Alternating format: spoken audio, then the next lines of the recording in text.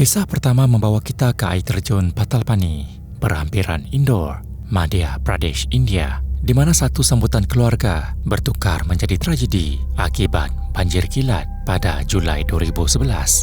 Pada 17 Julai 2011, seorang bapa bernama Chandrasekhar Ratty membawa keluarganya berada di sebuah kawasan air terjun bagi meraihkan kejayaan anak perempuan sulungnya yang baru menamatkan pengajian. Turut bersama mereka ialah Chavidud, seorang wanita berusia 22 tahun yang merupakan rakan kepada salah seorang anggota keluarga tersebut. Suasana di sekitar air terjun pada mulanya kelihatan tenang. Mereka berdiri berhampiran kawasan berbatu sambil menikmati masa bersama. Namun tanpa mereka sedari, hujan lebat di kawasan hulu telah menghasilkan aliran air deras yang sedang menuju ke arah mereka. Inilah yang menjadikan banjir kilat begitu berbahaya. Hujan lebat yang berlaku jauh di kawasan hulu mungkin tidak dapat dilihat oleh mereka yang berada di hilir. Namun apabila air mula turun, keadaan boleh berubah dalam sekelip mata. Paras air mula meningkat dan aliran yang pada awalnya tenang bertukar menjadi arus yang semakin deras. Orang ramai yang berada di tebing mula menjerit memberi amaran. Namun keluarga itu terperangkap di tengah kawasan berbatu dan arus deras mula memutuskan laluan mereka untuk kembali ke tempat selamat. Kelima-lima mereka cuba berpaut antara satu sama lain bagi mengekalkan keseimbangan. Untuk beberapa ketika, mereka masih kelihatan mampu bertahan. Namun, arus semakin kuat. Orang ramai di tebing hanya mampu menjerit dan memberi amaran. Mereka sendiri tidak dapat menghampiri keluarga tersebut kerana arus yang deras juga boleh membahayakan nyawa mereka. Kemudian, keadaan berubah dengan pantas. Kesemua mereka hilang keseimbangan dan dihanyutkan ke arah kawasan air terjun.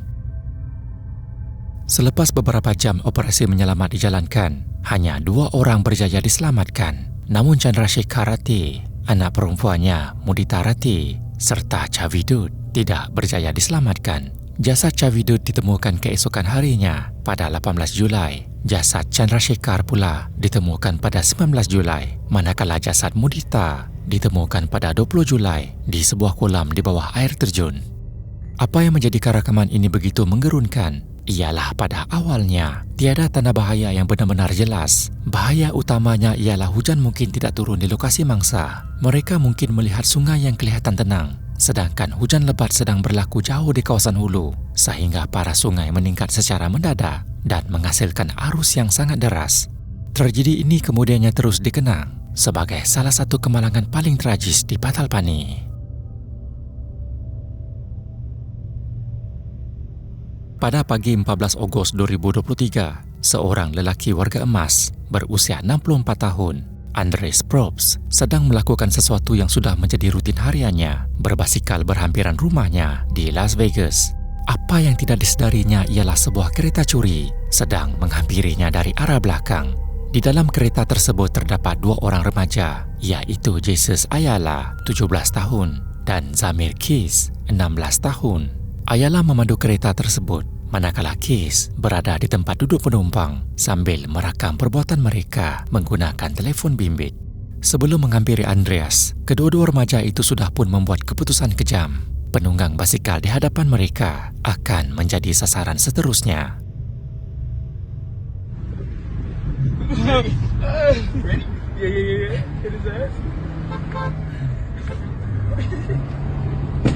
Tanpa belas kasihan, mereka melanggar Andreas dari belakang. Apa yang menjadikan rakaman itu lebih sukar untuk ditonton ialah betapa selambanya kedua-dua remaja itu meneruskan perbualan. Mereka bercakap tentang mahu melanggar Andreas seolah-olah perkara itu hanyalah satu gurauan. Kemudian mereka sengaja mengalahkan kereta ke arahnya dan terus merakam selepas melanggarnya. Andreas telah berkhidmat selama 30 tahun dalam bidang penguatkuasaan undang-undang. Dia juga pernah menjawat jawatan sebagai ketua polis di California selama 4 tahun sebelum bersarah pada tahun 2009. Selepas bersarah, dia berpindah ke Las Vegas dan aktiviti berbasikal pada waktu pagi menjadi sebahagian daripada rutin hariannya. Namun bagi 2 remaja di dalam kereta itu, semua perkara tersebut tidak bermakna apa-apa. Mereka tidak melihat seorang suami, seorang bapa, atau seorang lelaki yang mempunyai kehidupan panjang di belakangnya. Mereka hanya melihat orang asing yang mereka fikir boleh disakiti. sekadar untuk hiburan. Pada kira-kira jam 6 pagi, Andres sedang berbasikal di kawasan North Tenaya Way berhampiran Centennial Parkway di barat laut Las Vegas apabila dia dilanggar dari belakang. Pelanggaran itu mencetuskan panggilan kecemasan melalui Apple Watch milik Andres. Jam tangan pintar itu menghantar maklumat lokasi selepas mengesan pemiliknya mengalami kejatuhan dan tidak memberikan respons. Pasukan paramedik tiba di lokasi dan membawanya ke hospital, namun nyawanya tidak dapat diselamatkan. Andres disahkan meninggal dunia. Video yang direkam oleh kedua-dua remaja itu untuk hiburan mereka sendiri akhirnya menjadi antara bukti paling penting terhadap mereka. Ayala ditahan dalam tempoh beberapa jam, manakala Keith dikenal pasti dan ditahan tidak lama kemudian. Tingkah laku mereka selepas ditangkap pula menimbulkan kemarahan orang ramai. Is it really that serious? Yeah, it is. Hopefully for probably 20-30 years. 20-30 years? And I'm not lying, I'm not being dramatic. You think this juvenile gonna do something? I'll be out in like 30 days. Like, ah, bitch. You might be out of juvie in 30 days and moved over to an adult jail. Because that's how bad it is.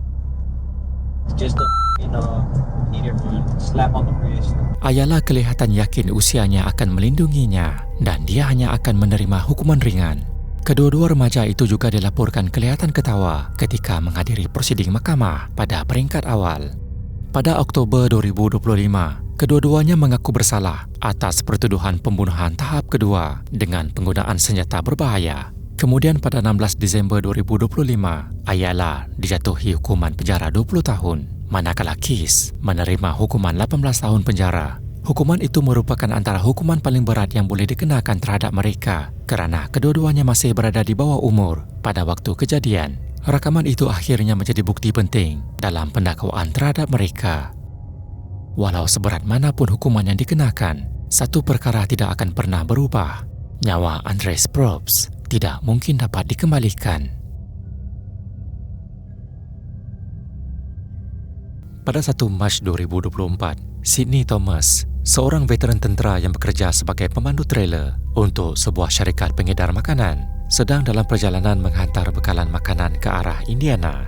Semasa dia sedang melewati sebuah jambatan, sebuah kereta tiba-tiba masuk ke lorongnya selepas cuba mengelak sebuah kenderaan lain yang terhenti di atas jambatan. Kereta itu kemudian merempuh trailer yang dipandu Sydney.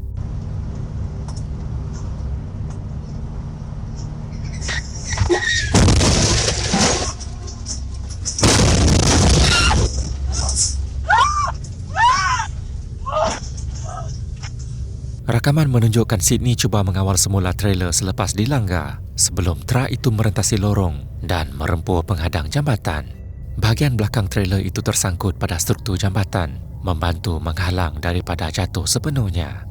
Kini trailer itu tergantung kira-kira 100 kaki di atas sungai Ohio. Semuanya direkam melalui kamera papan pemuka. Nyawa Sydney kini dalam bahaya. Dia mula memikirkan untuk terjun ke sungai walaupun dia sendiri tidak tahu berenang. Pilihan lain pula kelihatan hampir mustahil. Seorang anggota bomba bernama Bryce Carden tiba untuk menyelamatkannya. Bryce sudah beberapa kali mengendalikan operasi menyelamat dalam situasi seperti ini dan tahu cara mengeluarkan Sydney dengan selamat. Menggunakan tali keselamatan, dia bergerak ke arah kabin, memasangkan tali keselamatan pada Sydney sebelum membantunya keluar. Operasi menyelamat itu mengambil masa kira-kira 40 minit sebelum Sydney berjaya diselamatkan. Pemandu kereta itu kemudian didakwa atas kesalahan membahayakan orang lain serta memandu dengan lesen yang telah digantung.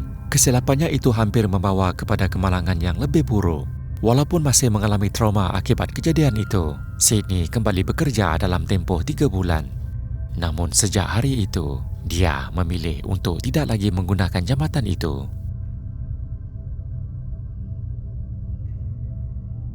Skydiving ialah satu sukan ekstrim di mana seseorang melompat keluar dari pesawat pada ketinggian beribu-ribu kaki sebelum terjun bebas di udara, hanya bergantung dengan payung terjun sebagai pemisah antara hidup dan kematian. Bagi mereka yang baru pertama kali mencuba, pilihan yang dianggap paling selamat adalah tandem jump, di mana peserta akan diikat bersama seorang jurulatih berpengalaman. Namun pada 6 Ogos 2016, kepercayaan terhadap keselamatan ini akhirnya membawa kepada satu tragedi yang menyayat hati. My name is Tyler Turner. What are you doing here? I am going to jump out of a plane. It's your first time. First time indeed. Tyler Turner, seorang remaja berusia 18 tahun dari California, tiba di Lodi Parachute Center untuk melakukan lompatan pertamanya. Walaupun menghidap cerebral palsy, iaitu sejenis penyakit saraf, dia memilih untuk tidak menjadikan kekurangan itu sebagai halangan. Tyler baru sahaja menamatkan pengajian dengan keputusan yang cemerlang dan sedang melangkah ke fasa awal kehidupan. Pada hari itu, dia menyertai aktiviti skydiving untuk meraihkan hari jadi rakannya. Lodi Parachute Center merupakan sebuah pusat latihan skydiving yang terkenal di California. Ditubuhkan sejak tahun 1964, pusat latihan ini dikenali sebagai antara drop zone terbesar dan tertua di Amerika Syarikat. Namun pusat latihan itu menyimpan satu sejarah gelap yang jarang diketahui umum. Tyler digandingkan dengan seorang jurulatih berpengalaman berusia 25 tahun bernama Yong Kwon. Yong mempunyai pengalaman luas dalam skydiving dengan sekitar 670 lompatan sepanjang penglibatannya dalam sukan ini. Sebelum bersiap, Yong sempat merekam momen tersebut melalui kameranya sendiri. My name is Tyler Turner. What are you doing here? I am going to jump out of a plane. It's your first time. First time indeed. Sebelum menaiki pesawat, Tyler sempat memeluk ibunya dan mengucapkan kata-kata terakhir sebelum mereka berpisah. My mom over there. Hello. Very loving mom. Done a lot for me in my life. Hope more that she'll help me with more of my life because I want to make it. Okay. We're going to make it. Itulah momen terakhir Tyler sebelum segalanya bertukar menjadi tragedi yang tidak pernah dijangka. Sebaik saja kedua-duanya terjun dari pesawat, Yong segera cuba membuka payung terjun utama. Namun, ia gagal berfungsi. Dia segera cuba menggunakan payung kecemasan, namun malangnya, kedua-dua payung tersebut tidak terbuka. Mereka jatuh dari ketinggian kira-kira 13,000 kaki tanpa sebarang perlindungan. Rakaman terakhir Tyler yang sebelum ini penuh dengan gelak tawa berubah menjadi antara rakaman paling menyayat hati yang pernah direkodkan. Siasatan kemudian mendapati walaupun Yong mempunyai pengalaman luas dengan lebih 670 lompatan, dia tidak memiliki lesen yang diperlukan untuk mengendalikan lompatan tandem. Yong masih dalam tempoh percubaan dan belum menerima latihan lengkap sepenuhnya. Pendedahan ini membuka satu lagi sisi gelap yang selama ini tersembunyi. Pusat latihan itu mula beroperasi sejak tahun 1964, namun sejak tahun 1981, pusat itu telah dikaitkan dengan hampir 20 kes kematian.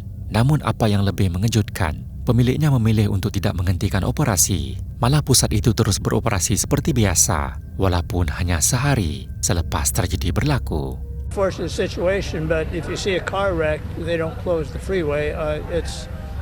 It's something that, unfortunately, in this sport, in skiing, in scuba diving, there are fatalities. Kes ini akhirnya dibawa ke peringkat Mahkamah Sivil, sehingga Mac 2021, Mahkamah memutuskan keluarga Tyler layak menerima pampasan sebanyak $40 juta Amerika atas kecuaian yang membawa kepada kematian anak mereka.